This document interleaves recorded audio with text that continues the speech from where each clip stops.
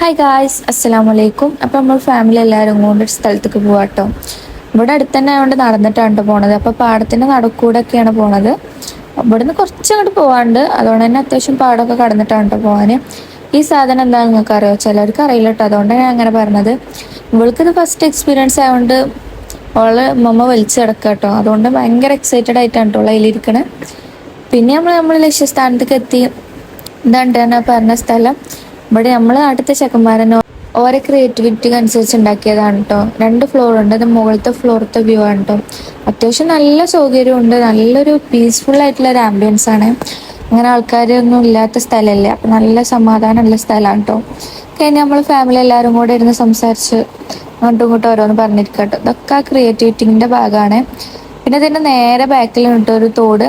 മഴക്കാലത്ത് ഇവിടെ നല്ല ഭംഗിയാണ് കേട്ടോ കാണാനും, തോടൊക്കെ നിറഞ്ഞിട്ട്. ഇപ്പൊ പിന്നെ വേനലായതുകൊണ്ട് വെള്ളം കാര്യങ്ങളൊന്നും ഇല്ല. പണ്ട് മഴക്കാലത്ത് ഞാൻ എൻ്റെ ഉപ്പാൻ്റെ കൂടെ ഒക്കെ അങ്ങോട്ട് മീൻ പിടിക്കാനൊക്കെ വന്നിക്കണേ. ഇതൊക്കെ ഒരു ഹൊറർ ടച്ച് ഇല്ലേ. അത് കഴിഞ്ഞ് നമ്മൾ അവിടുന്ന് പോരാ ഇറങ്ങിയപ്പോഴാണ് നല്ലൊരു അടിപൊളി സൺസെറ്റ് കണ്ടത്. പിന്നെ അവിടെ അതിൻ്റെ നേരെ നടുക്ക് തന്നെ ഉണ്ട് ഒരു ചീമക്കൊന്ന് പൂത്ത് നിൽക്കുന്നുണ്ട് കേട്ടോ. നല്ല ഭംഗിയുണ്ടായിരുന്നു കാണാൻ. പിന്നെ എനിക്ക് മാത്രമാണോ അറിയില്ല, ഈ ചീമക്കൊന്നയുടെ പൂവ് കണ്ടാൽ ചെറിയ ബ്ലോസത്തിൻ്റെ പോലെ എനിക്ക് തോന്നാറുണ്ട് കേട്ടോ.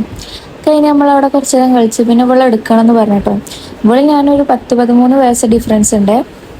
അതൊക്കെ കഴിഞ്ഞ് നമ്മൾ അവിടുത്തെ വ്യൂവും കാര്യങ്ങളൊക്കെ ആസ്വദിച്ച് നമ്മൾ നേരെ വീട്ടിലേക്ക് പോകാൻ കേട്ടോ. അപ്പോൾ അത്രയുള്ളൂ ഗായ്സ്, ബൈ.